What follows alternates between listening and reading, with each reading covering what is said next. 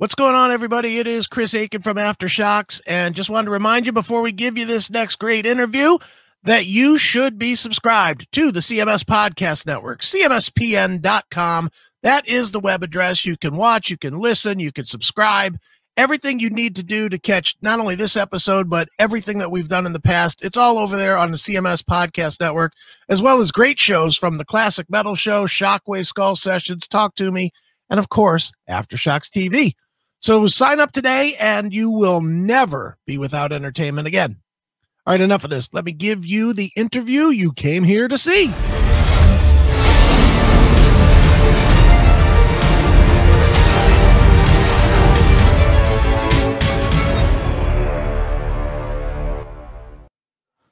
All right, well, here we go. Welcome to another episode of Aftershocks at aftershockstv.com on the CMS Podcast Network. And joining us today, we got a rising star in the blues rock arena. He's just released a video for his first single titled The River. From the Austin Moe Experience, it's the man himself, guitar sensation Austin Moe. What's going on, Austin? How you doing, bud? Hey, thanks for having me, man. It's a real honor to be on the show. Awesome, man. Well, thanks for coming. I really appreciate it. Well, let's, I guess, start off by talking about the track I just mentioned, The River. It's the first single for you and your experience there. You've also released a really cool video for it, too, that I got to check out, which was awesome. Produced by another guitar great, Mr. Frank Hannon from Tesla, who's also, I see, recording and producing your debut album as well. It seems like he's pretty much taking you under his wing right now. He's kind of doing everything with you. So that's, I mean, Frank's obviously such a, guitar icon. It's been for a couple of decades now. So how did you wind up hooking up with Frank? And talk a bit about, your experiences so far working with him on the video as well as recording in the studio. So when I met Frank, long story short, on my 21st birthday, my family friend surprised me with tickets to see Tesla at Thunder Valley, which is a local venue up here, about half hour away from Sacramento. And my family friend has been following Tesla since they were playing bars as City Kid. Oh, wow. And so I wanted to surprise my friend and see if I could go backstage at the concert to just say hi to Frank and introduce him to my buddy. Because he loves Tesla, like every album, vinyl, CD, you name it, he's got it. Yeah. And so I messaged Frank on Facebook, and Sacramento being his hometown, I just figured, if he doesn't get back to me or he says no, unfortunately, we're full. I was okay with it because they're still gonna go see Tesla. Sure. And he hit me back and he's like, yeah, man, you guys can come hang out. How many backstage passes do you need? And I was like, 2, I guess, please. And he was like, yeah, sure. Just come on in. And so we went backstage and we walked around, and I think the guys were getting ready for putting on their performance clothes and stuff. So we went back out into the audience, and I was watching the opener, and Frank shoots me a text. He's like, hey man, have you arrived at the show yet? And I was like, oh my God. Yeah, dude. And he's like, oh, well, do you want to come and hang out? I was like, I'm not going to turn that down. Sure, so we walked backstage and hung out with Frank for a little bit. And he's just the sweetest dude on this earth, man. And we started talking about working together a couple of months after that meeting in person initially. And then I came up to his house and we pulled out my notebook and my cell phone, which I had a bunch of ideas on, and we came across this riff, which is the intro to The River.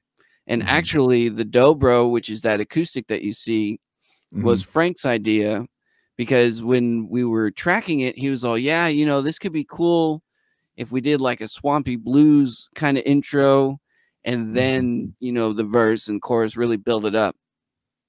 And I was like, yeah, let's try it. And so I listened to it at his house when we were recording, and it just blew my mind, dude, how freaking awesome it sounds. Yeah, no, it does, man. I mean, I agree. I mean, and I even like the demo tracks that you had on your website. I checked those out. Those are really, I mean, I'm really looking forward to hearing everything you got, ready to be released. To be honest with you, let me just ask you quick too about how you started out playing guitar. I mean, now you essentially. It looks like you got your first taste of it, like a lot of guys and gals did at your age, via Guitar Hero, the video game. Yeah. And I'll be honest with you, man. When that first came out, Guitar Hero, and when the craze was going on right there in the mid to late 2000s, I mean, and there's other people I'm sure that you might have heard this from, but it used to kind of drive me crazy a little bit because I used to say, like, if these kids would take all that energy and time they're putting into Guitar Hero and actually put it towards playing the real thing, we'd have a whole ton of guitar prodigies across the world right now. But you were one of those that did that. You actually went ahead, and then once you were you got a guitar after that, and then obviously you're here today, obviously talking to us. So I mean, go ahead and just talk about what was it. I mean, from what you can remember, I know it was a while ago as a youngster, but the transition from Guitar Hero to an actual guitar, what was I mean, how was that when you first transitioned? I mean, how much did really starting off on Guitar Hero really help you when you first picked up the real thing? So the way that I describe it is it helped with my hand-eye coordination, I think. Okay. A lot of people say other things, but actually my dad is the reason why I started playing guitar, because I was really good at Guitar Hero. I memorized all the notes and stuff, and I would like go around my house and do chores and make food and stuff. And I would have full-blown conversations without looking at the television, not even missing a note. So I was learning music, but just, the pattern, not the actual song yet. And so he called up his buddy, and his buddy owns That Flying V, which is actually in the video.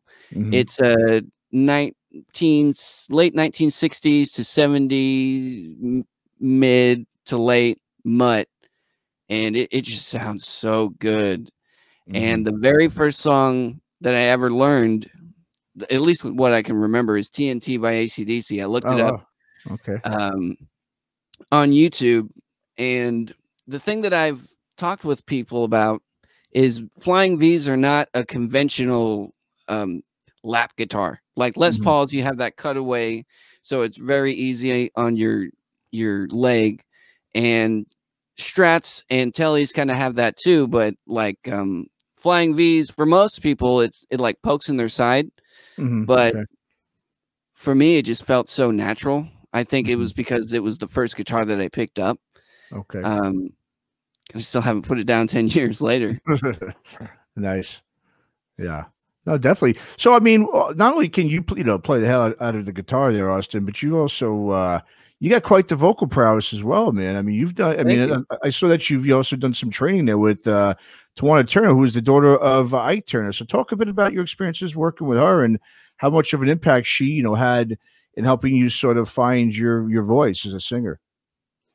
Well, when I met Tawana, which is Ike's from his first marriage, it was before Ike and Tina.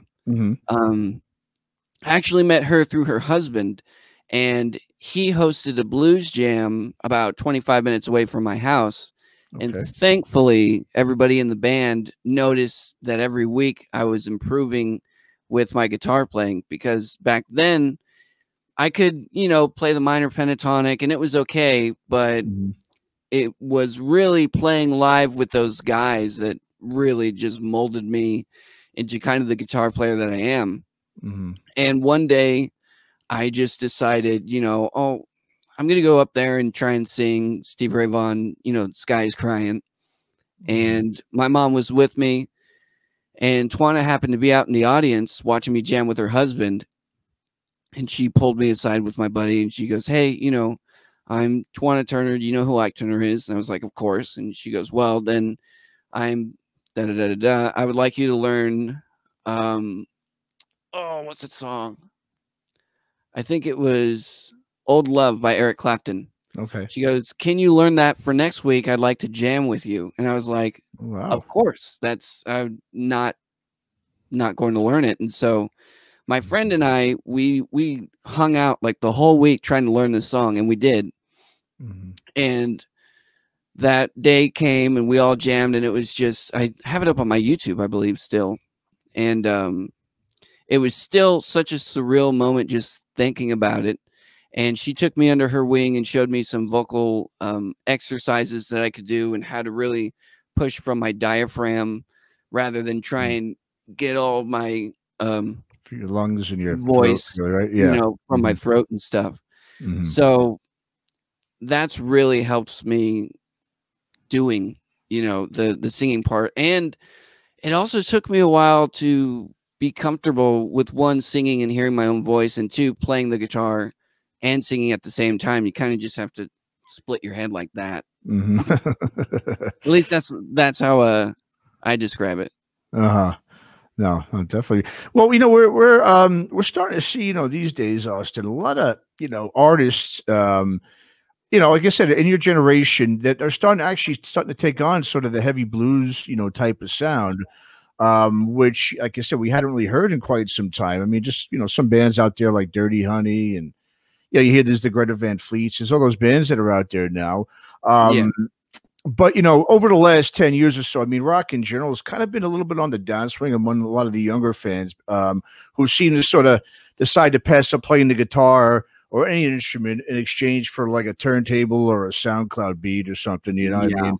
So, I mean, growing up, I mean, for you growing up, I mean, you know, playing the guitar, I mean, did you feel like, you know, you were sort of like an outcast amongst a lot of your peers, you know, as a guy who's listening to, you know, and playing this older type of rock and music on his guitar? I mean, or were you fortunate enough to have, you know, a lot of your peers that were also playing music, you know, and instruments as well? Well, thankfully, throughout, when I picked up the guitar, I was pretty much just jamming with myself for a couple of years. And what I would do is I would go into Guitar Center, and they have a, or at least they did. Right now, I think it's like storage or something, but they had like a booth, and it was basically soundproof. And so what I would do is I would either bring my Flying V, which is in the video, or grab a guitar off the wall, and I would bring an aux cable in my iPod. I would plug the iPod into a guitar amp, put it on a clean setting, and then I would just crank it up and have my little, you know, in my own half hour of fame or whatever until I get kicked out. And this kid walks in, and he starts jamming and stuff, and he was way better than me. Like I could, you know, bend some notes and stuff, but he was really, really seasoned for his age. And we hit it off. And so I'd say in between, I think that was around being 12 to 13 till about, say 16 or 17, we hung out a lot. And so that's how I got out, you know, to learn to play music. I would just watch him. And he actually brought me to my first blues jam, which ultimately, you know, we met Twana Turner and stuff and all of that. So I've always had one or two people that I could jam with growing up, which helps. But for the most part, my friends just put up with it.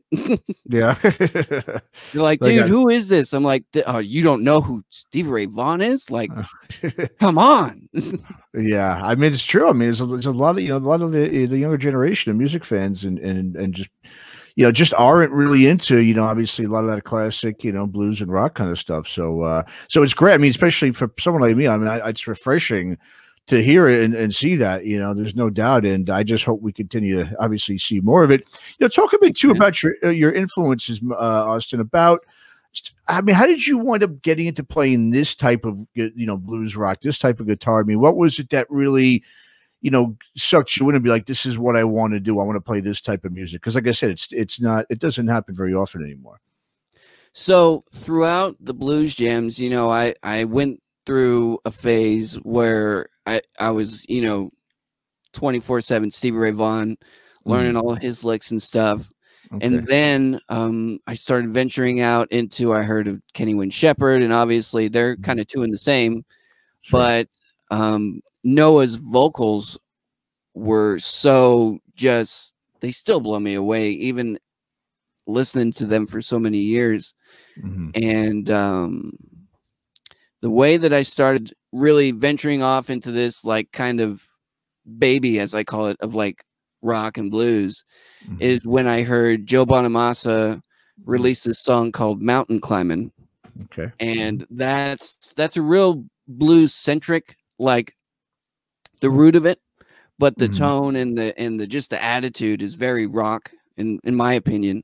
And so when that came out, I learned that, and I just fell in love with that kind of it's got a groove, but at the same time it's a little if that makes sense. I know what you mean. Sure. And yeah, so when Frank and I met up, we were just talking about, you know, like what are my influences and stuff. And then when we heard that lick, a little light bulb went off in his head, and he was like, oh, we could go this route, you know, with this song and all this. And we just kept on hammering, and eventually we came up with what is now The River. Okay, very cool. Yeah, excellent. No, what was I going to say? Yeah, no, I mean, you know, it's just interesting because, like I said, I mean, I run into very few, you know, young musicians who, you know, really, not even just don't even listen to this music, but don't really even understand it. You know what I mean? It's like, like you said, if you put on, you know, a classic blues song, like I said, Stevie Ray Vaughan, you know, any type of, you know, classic blues from either the 70s or 80s. I mean, they kind of sort of tune it out right away and want nothing to do with it. So it's, like I said, it's definitely refreshing to hear, you know, someone your age playing this kind of stuff. You know, I mean, with the music industry these days, Austin, I mean, the way it is, you know, obviously, you know how it's extremely difficult to thrive in it, let alone survive. I mean, what leads a young guy like yourself to decide to make music a career for yourself, considering all the obstacles and barriers that are in the way of becoming, you know, becoming a career, which is, you know, extremely difficult to do these days? Well, this might sound a little cheesy to some people, but way before even Guitar Hero came out, my dad used to play Peter Frampton's Frampton Comes Alive album. Sure, so did my dad. And just that style of music intrigued me so much that way before I even heard of Guitar Hero, I was like, that's what I'm gonna do. And this is me in like third grade. I'm like, okay. And this is after, you know, I had that little phase of, oh, awesome, what do you want to do? Oh, I want to become a firefighter, you know, or whatever. Whatever I said as a kid. Sure. And then as soon as I, you know, he would play like Kiss, Montrose, AC/DC, and especially Frampton with the talk box solo. It really like resonated just with everything in my soul. So I remember asking my dad probably every 2 minutes during that song, hey, what's this thing called? Oh, that's a wah pedal. Hey, what's this called? That's a talk box. What's this? What's that? So I've always been very curious and intrigued by music, you know. So you knew very early on, obviously. Then you said third grade. I mean, and here you are. You went for it, and here you are doing it. That's pretty. Yeah, that's pretty awesome. It doesn't happen very often where people make up their career decision in third grade and actually follow through with it. So, you know. Yeah. Right. You know. Well, I mean, you've already, you know, made quite a name for yourself. I mean, already at such an early stage in your career. I mean, I guess one of the challenges you're going to have is how do you avoid really believing, believing not believing the hype, so that you can continually, you know, challenge yourself musically. Because a lot of people, you know, a lot of musicians, when they're up and coming, they start getting a lot of, you know, not a noise, a lot of build up, a lot of, you know, just momentum, and then there's, you know, in the press is talking about them and so forth, and then they can kind of say, hey, I already made it, great, here I am, but I'm going to coast.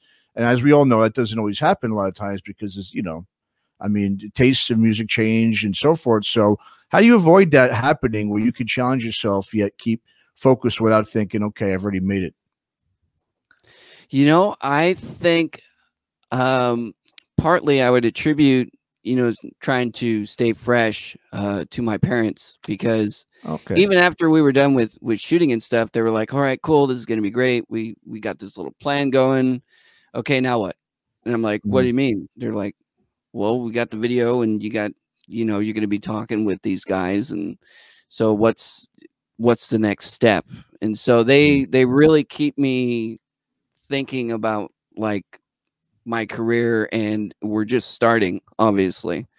And so I think part of that helps remind myself, like, you know, just look at Lenny Kravitz, or even, you know, Elton John still comes out with music, dude. I mean, Yeah. he's, how many hits does he have? And he's still loving and doing what he's doing, you know? So that's kind of what I look up to, you know. I'd like to have, you know, an amazing career just like them, and all these hits and what they've done and kept their fan base growing and stuff. And so, yeah, it's not too much to ask for. Sure. Yeah. No, absolutely, man. So what's your, what's your ideal plan once live music returns? I mean, once, you can tour. I noticed that most of the dates you play are in and around Northern California area. Are you going to start looking to maybe, tour a little bit more outside of California? What's your plans? I mean, hopefully, fingers crossed it's going to happen sooner than later. But when it does, happen, I'm just curious to know what your plans are. Well, I'm planning on, like you said, I played all over California, and I've been to London a little bit. That was, Okay. that was not with my band. That was by myself. I went with this guy by the name of Fernando Jones. He hosted a blues camp for kids, and I was one of 5 people out of the United States, out of a couple thousand who auditioned to go to this camp, who was accepted. Okay. And I would honestly love to be able to, build up more of a West Coast kind of presence in United States, and travel more to the East and all that stuff. And eventually go back to Europe and play some of the venues that I saw. Like, I believe it was Carnegie Hall. I think it was in London. And I walked in there and I was like, oh my, wow. The people that have played there, dude. Eric Clapton, I think it was over like 270 times. Wow. Oh man. Wow. Damn. Well, I mean, is that, well, what was that experience like, when you played there in London? Well, the thing that happened was, so he did a little camp in a studio, which was called, oh man, I'm completely spacing. However, we would learn these songs, and the first day we kind of made our little groups, and we got a set list together. I think ours was like Superstition and like 3 other songs. And then we went to this club called the Spice of Life, and that was an underground venue in a restaurant. And so I was like, oh, wow, this is cool. And so we jammed there, and the host of the event was like, hey man, we got to get all these kids out. This is well before we played, by 8 o'clock sharp, because we have a jam going on and we can't have, minors in here. And then after everybody played, the host was all, dude, we can't let the kids go because they're just so good. Oh, wow. So it was an overwhelmingly positive experience. And, if I could relive it, I would do it over and over again. Yeah, well, I'm sure you're going to relive it eventually. I mean, once you get back over there, I'm sure it's going to be even, bigger and better than that for you. I mean, by that time, I'm pretty sure, the way, from what I'm hearing with the river and all your stuff. I mean, speaking of the river and the rest of your music, I mean, when can we expect to see and maybe hear the debut record to be released? Do you plan on doing more like these kind of things you're doing now, like more singles and putting out videos until, maybe live music returns? We're actually in the talks with that with Frank right now. I think we're more leaning towards either an EP or an album. I have a good lot of ideas in the works right now as far as music. And so we're just kind of looking through what we feel would be, I guess, the coolest, sure, the coolest sounding tracks, and building them up and working on them, and then we'll see what happens. Awesome. Ideally, it would be cool to release an album, Yeah. Well, these days too, it's different because, I mean, people, like you just mentioned, possibly doing an EP, and that's becoming a much more, say, popular way of putting out music these days instead of putting out a whole album, because a lot of the listeners now have such short attention spans. It almost makes no sense to, because once they listen to it, it's like, okay, moving on next. So it's kind of it's almost working out better for a lot of bands and artists these days just to put out one single or an EP. And this way you're consistently putting out more music than just waiting every couple of years for a new album. But it's a very interesting time. But I mean, in the meantime, I definitely, you know, I want our listeners out there to go check out the first single titled The River. It's from the Austin Mo Experience. And Austin, so go ahead and just go ahead and give your plugs to our listeners. Let them know where they can check out your music and anything else you want to put out there, any merch or anything you have out on your website and all that stuff.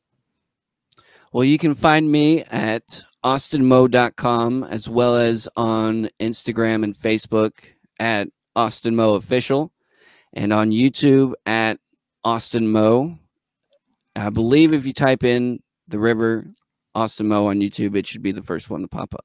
Okay, fantastic. All right. Well, Austin, we look forward to hearing more music. In the meantime, like I said, check out The River. And once again, I really appreciate you coming on. Thanks for taking the time to talk to me. Hey, man, thank you so much for having me. All right. Thanks, Austin. Thank you. Thanks for listening to Aftershocks. For more episodes, go to our website at www.aftershockspodcast.com. Visit us on our Facebook, Instagram, and Twitter pages for more news and information on the podcast. And be sure to subscribe, listen to, and review all episodes on YouTube, Spotify, Apple Podcasts, and all other podcast platforms. For your music listening pleasure, visit our website or go to www.shockwavesradio.com. For all comments and questions, please email us at info@aftershockspodcast.com.